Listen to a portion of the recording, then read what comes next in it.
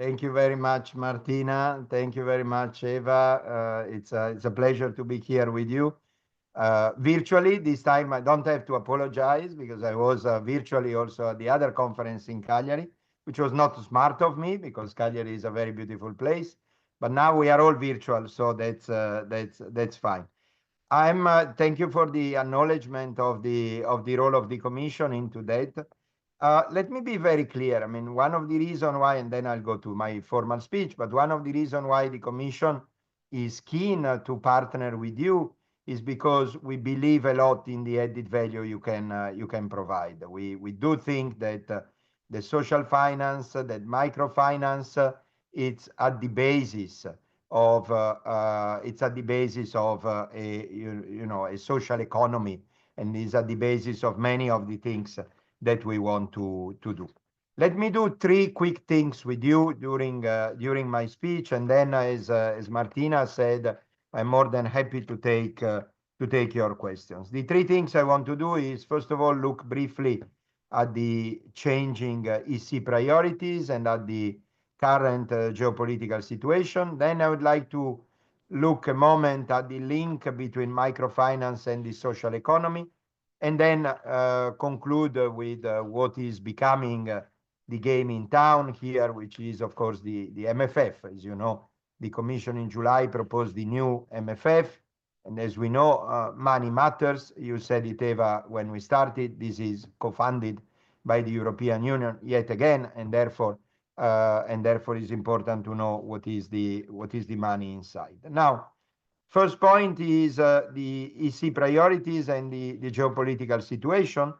There's no doubt that the geopolitical situation has shifted a lot in the last few years, and it has shifted in ways that were not always easy to understand, to predict, or to navigate. But if there is one thing that it's important to continue foster and to continue navigate, are the skills of the people. The skills of the people is what will make Europe strong. Europe does not have raw material. Europe, the biggest raw material of Europe is the people. And I must say, the Draghi report and then the competitiveness compass recognize this 100%. Basically, the competitiveness compass called the skills a horizontal enabler to the progression of Europe, and in particular to competitiveness. So I think, being able to put together all the Europeans, and in particular to harness all their skills, is absolutely fundamental.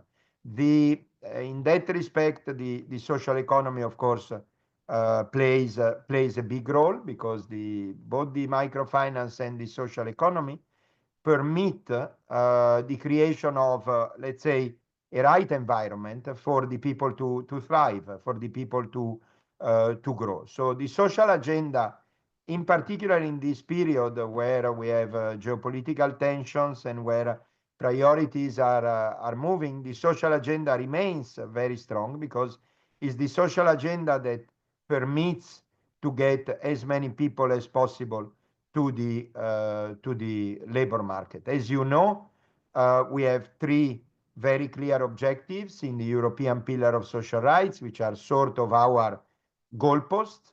One is 78% employment for the 2064 group of people by 2030. We are there, essentially. We are today at 76, which is a great progress. Most likely we will well above 78 by 2030. We have already 6 or 7 European countries who are above 80. Why this matters? This matters because in the remaining 22, there are the categories where you can impact a lot.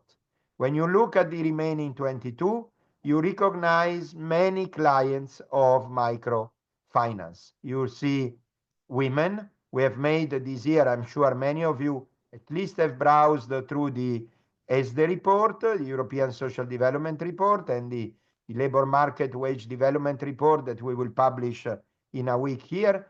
There we really put the accent on mobilizing people, getting people to work.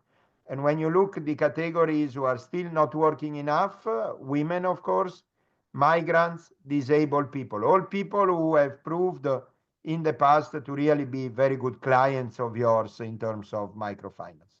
The second objective of the European Pillar of Social Rights is, of course, to reduce people at risk of poverty. So as we know today in the AROPE, which is of course a very large indicators at risk of poverty and exclusion, we have about 93 million people. If they were a member states, they would be the biggest member states of Europe. 93 million people. We plan to reduce it by 15 by 2030 again. And that, of course, is an ambitious plan. And the plan has been made even more ambitious by the State of the Union of Ursula von der Leyen this year, where she asked us to help eradicating poverty by 2050. So it's a long-term objective, but I think the eradication of poverty is quite important. And one of the reasons why I was absent in Cagliari was because I was at an anti-poverty conference where Muhammad Yunus intervened, and Muhammad Yunus said very clearly, we need to go by 2050 to the 3-0. Zero emissions, zero poverty, zero unemployment. And I think somehow the microfinance helped the three more clearly on the zero poverty and on the zero unemployment, but also the zero emissions, because I'm convinced that from now till 2050, many of the micro projects that you will finance have a green touch and have a green transition. Actually, if you think 2050 is not tomorrow, but is the day after tomorrow, 2070 is when many of us, let's say the kids of us that we are here, will retire in 2060, 2070, 2080. And, when they retire, they will have their pension out of green assets. There is no other way that they can have their green pension if not out of green assets. So it's extremely important that we make this transition. As we know, we have a social economy action plan that we are bringing forward. So I'm really grateful for all the contributions that you make, in particular of the microfinance center, exactly because you are at the center of these 3 zeros that I was saying, and also because you contribute to the third pillar of the European Pillar of Social Rights, the one of improving the skills. We have an objective of having 60% of the people trained each year, which essentially means a training course every 20 months. Again, we are not there, but I really hope we will be getting there. And obviously, your contribution to that is quite crucial. And you can truly do that, because a big part of your work is the training that has been provided to the beneficiaries, to non-financial services, which is quite impressive, and which, as I was saying at the very beginning, skills and training make Europe competitive. So if we want to push the competitiveness, this is very clear. One thing I feel I need to give you as an advice: in Cagliari, we had a very good discussion, and I was asked, give us an advice, and my advice is very clear: is structure these, demonstrate very clearly the benefits you produce, because I believe it, people believe it, I can see it, I can touch it. You don't need to convince me, you don't need to preach to the converted, you need to convince everybody, the public, and you need to have big numbers to show it. So, and I'm sure you can do it, but if you have compelling arguments to showcase your added value to member states, to managing authorities, I think that's clear. And then let me close on the MFF. Eva, you started with money, and money matters. We all know it. So the new MFF Commission proposal in July, about 2 trillion of expenditure with the new MFF. There is a part which may be very interesting to you, which is the National and Regional Partnership Plan.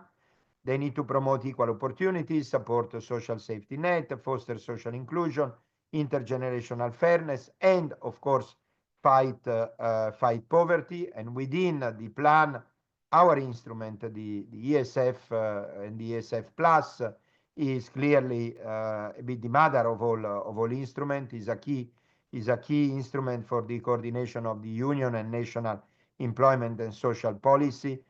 We have done social inclusions. We have done food and basic material assistance. Few people know that, for example, in France, a very well-known initiative, which is the Resto du Cœur, 1/3 is financed by us.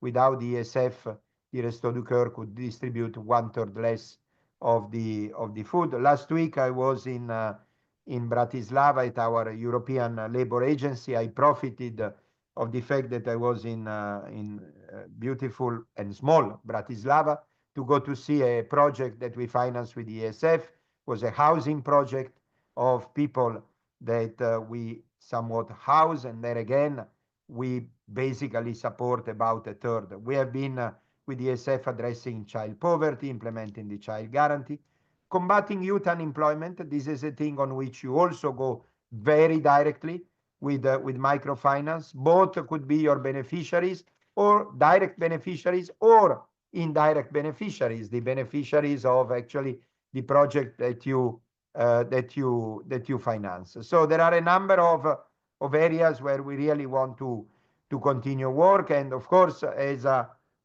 as a commission official, I look very much forward. You say in good English, the reality is that I'm very impatient to start the negotiations on the MFF with Council and Parliament, and being able to bring to you again the ESF Plus, so that from 2028 onward we can continue with conferences like these and with the project like yours, which, as I said, I'm absolutely convinced they bring value. So thank you very much for giving me the honor once again to open up. And now I'm all yours. Everything you always wanted to ask and never dared, I'm here. I'm starting. Thank you, Mario. Yes, thank you, Mario, and especially for the acknowledgement of microfinance. On behalf of all MFC members, really big thank you for acknowledging our efforts. Yes, thank you. Thank you very much. And directly to the questions, because actually I have a lot and hope that people from the audience also will have. So, Mr. Nava, you said that social agenda remains strong, which is like good news for the sector. You said that microfinance is uniquely positioned to deliver both jobs and social inclusion. Some of the practitioners are sharing like constraints that there is no dedicated, targeted, and secured support for microfinance, and there is this fear that we need to compete with big banks, with big social finance provider, and at the end we have many members who are smaller MFIs without enough capacity, administrative capacity. So could you share if, I know it's early for the next MFF to discuss in detail, but could you share how you envisage the support to microfinance sector and especially the smaller MFIs? Yeah, thank you very much, madam. Look, the characteristic of the new MFF is more flexibility. There is no doubt on that. So not only there is not a secluded part for microfinance, but if you want, there is also not a secluded part for big tickets like agriculture. There is a minimum. Social spending, there is a minimum. So we have some minimum, and the rest is more flexible, because we have seen in the last 7 years, in the period of 21-27, we have seen that priorities change now. We hope that in the future they change less rapidly than they have changed in the past, because honestly, in the last 5 years, we have had a period of perma change, but still, we need to be ready to that. Having said all of that, let me be very clear, and that's why I was actually saying in my speech, please be able to demonstrate. So all of our instruments are market driven. It's clear that we need to convince Parliament and Council. We need to convince the stakeholders that the mechanism works. But it's also clear that you have a very good reputation, you have very good results, you have very good press.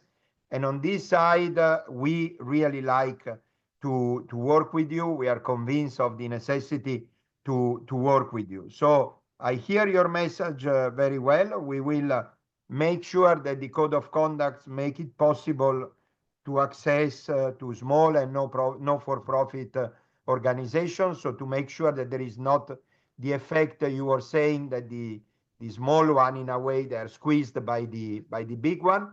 So we'll make all of that sure, but I think you can really help yourself by making evident what you have done. And once what you have done is understood by everybody, I'm absolutely sure you are able to stand any market-driven process.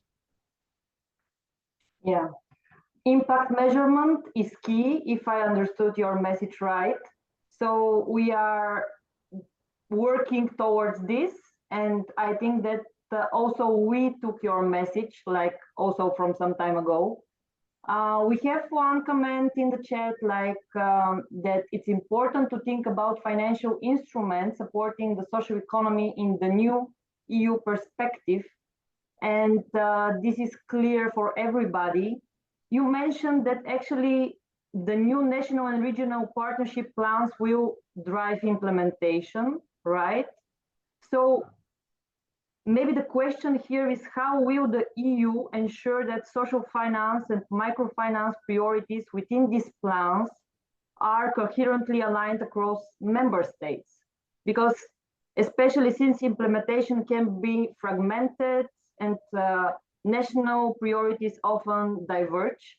So how do you see your role, and how we could have some control here? Yeah, no, I think this is a very good question. And this has been, if you want, the difficult part also of the Next Generation EU, right? Because in the Next Generation EU, you have a moment of good coordination and good coherency of the plan, which is the moment when the plan are being discussed.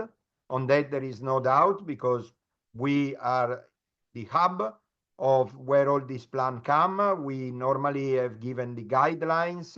We do not have an instrument like they have in environmental matters, do no significant harm. We do not have a do no significant social harm, but we have, let's say, a logic of that. So the phase of planning is a phase where I think we can start well and we can coordinate. But then it comes the phase of implementation. There you are right, is the phase of the risks. There is no doubt, and there is where we need to be attentive. Thanks God, there is a mechanism of continuous verification of the milestone and targets, and that mechanism of continuous verification may allow to play a role there. Plus, one of the idea of the new MFF is that, of course, the semester plays a role. Now, when you look in the semester, you have seen in the semester references to your area. So I think these are the two elements, the constant verification of milestone and targets, and the semester. And the semester, while the constant verification of milestone and targets is more bilaterals, is more to the member states, the semester per se is an exercise which is joint. So I think these are the two areas, but you are very right that if there is a moment where we need to be attentive, is exactly the implementation one. Yes. We have actually already many questions. I can see one from Palestine, which is nice. So regarding technical assistance for MFIs, obviously we are doing great job. We are providing business development services to clients. That is important within the EU priorities to build skills in entrepreneurs. And the question is, let it put like broader. Is there envisaged support first for the MFIs to build this resilience for technical assistance? And on the other hand, could we expect some support for the business development services that we are providing to clients, because they are critical in achieving impact, but not always financially self-sustaining. So MFIs need this support, and we know that maybe it's too much within all our needs, but how do you see this support? I think financial sustainability in fine is a must.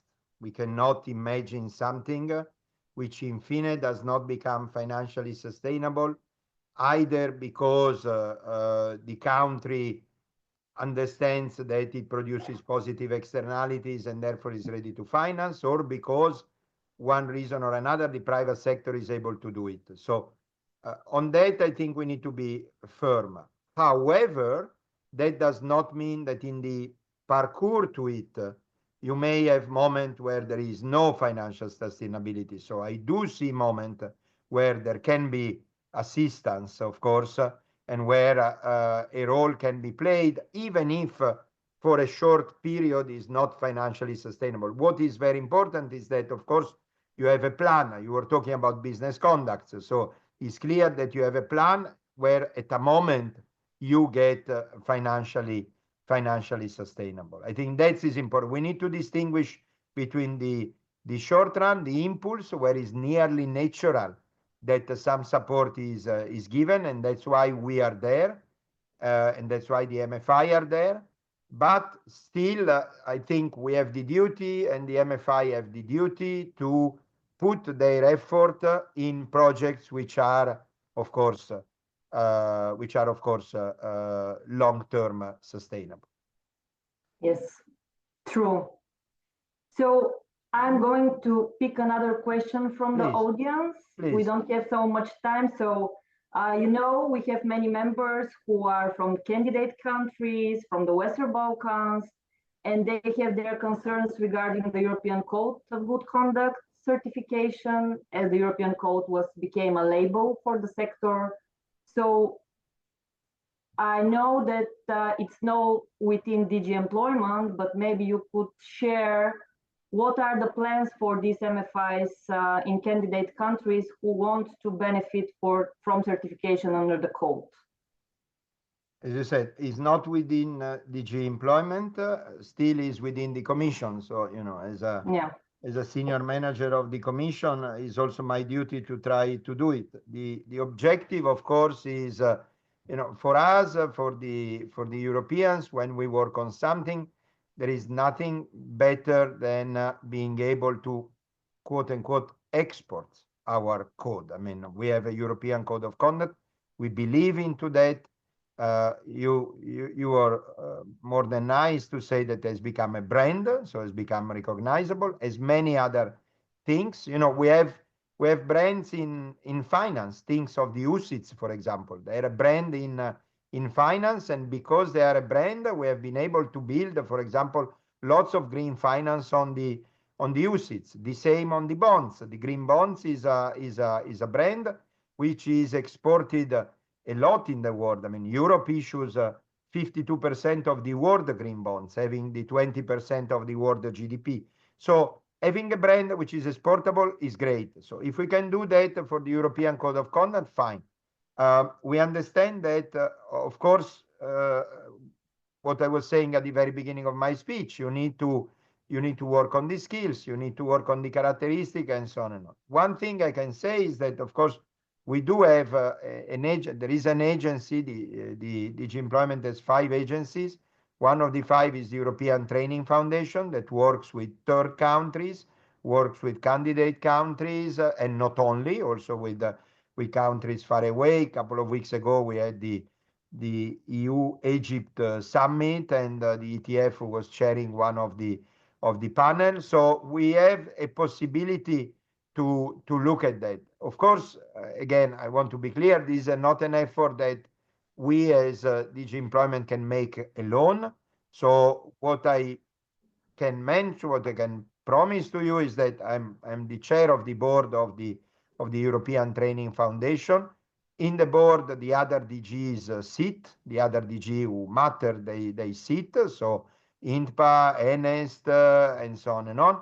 And what I can promise to you is that at the next board, I will bring this issue, I will bring this question, and I would say I have received these questions, and we can see what we do. It's not something that we can do it alone, but it's certainly something that together we can do it with the other DG. And I must say, delighted to know that there is demand for that. Yes, yes, it is. So, Mr. Nava, for the end, just you are economist, you are policymaker, but we consider you also as a long-standing friend of the social economy. So, could you give like one sentence last advice to us how to stay resilient and relevant? So what would be this advice from you for end? Thank you, madam. This is a very nice question again. You said we want to be resilient and relevant. Now, if you want to be resilient and relevant, what you have to do is to be in the mainstream of the action we do. And the mainstream of the action we do, they need to be measurable. Thanks God, we have all agreed on what are the 3 parameters to measure, which are the 3 targets of the European Pillar of Social Rights. So your contribution to those 3 targets will show your relevance.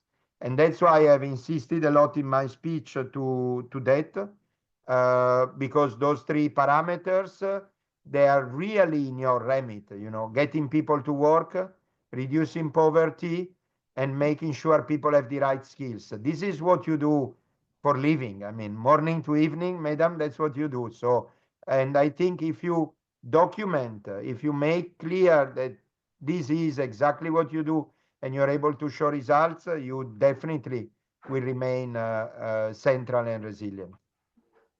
Note taken. Grazie mille, Mr. Nava. Yes. And Eva, back to you. Yeah, so zero poverty, 0 emissions, and 0 unemployment. Thank you, Mr. Nava, for joining us and for being open for questions. This is very much appreciated. Martina, thank you so much for facilitating this discussion and excellent questions. Thank you so much. Thank you. Goodbye. Have a great day. Bye-bye. Thank you. Thank you.